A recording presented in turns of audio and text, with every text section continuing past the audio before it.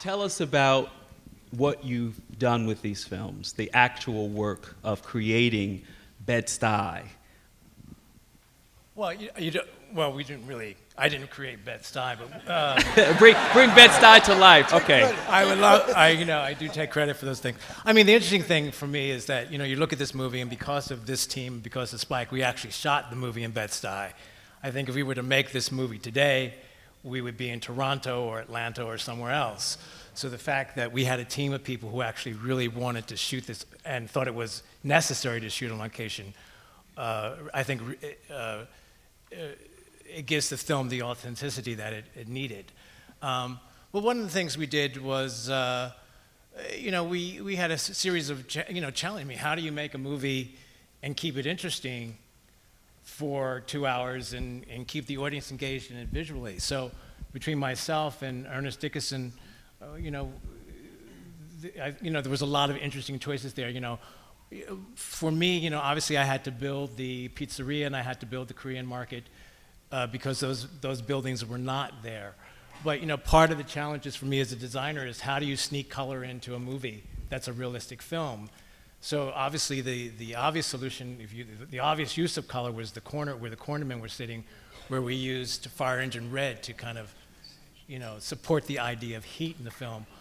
But also, if you look at the film, the color, the steps are painted, and there's windows painted. There's a lot of subtleties, there's a lot of use of color sprinkled throughout the whole movie. And that was my challenge as a designer, to make those kinds of choices that not only help tell the story, but also enhance the look of the movie. The debate was with Universal about the end of the picture because they didn't like the end of the picture. They kind of wanted an uplifting ending. Everything's okay. Yeah.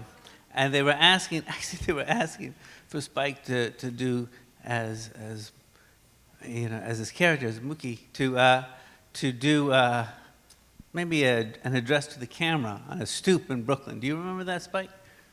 Hell no. Oh yeah. And they didn't want the character to pick up the money that Sal had thrown at him. And I remember the two of us were coming back on the plane after showing it to the studio, and they said, "Now he can't pick up that money."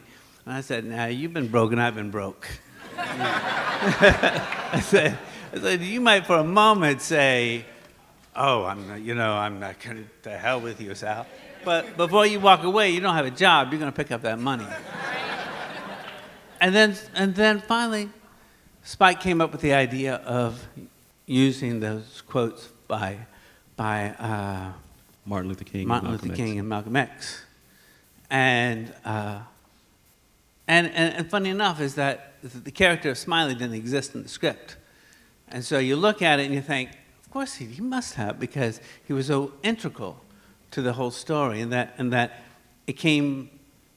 He threaded his way all the way through, and that card he was holding, those pictures, turned out to be so important in wrapping the movie up.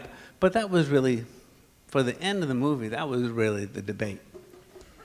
We always had the attitude to just make the best use of what we had, not to think about what we didn't have or who we didn't have.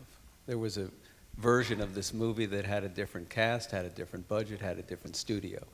And that quickly went by the wayside when all those people said no, because we were going to make the movie anyway.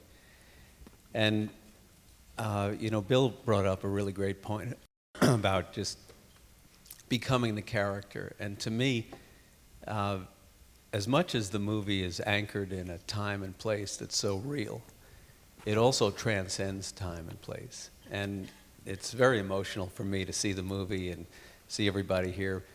But I also think that this movie is going to live another 125 years. That's how important it is. And it reflects not just this neighborhood and that time and place, but what the human race is, its flaws and the beauty of it. And I'm just so proud to be part of this film, part of this legacy, part of this history, and to thank Spike for the courage that it took to make it, because it was so on time. And artists are often called on to reflect a time and place, but isn't very often that they have the courage to do it with such urgency and honesty. And thank you, Spike, and keep it going. Thank you, John.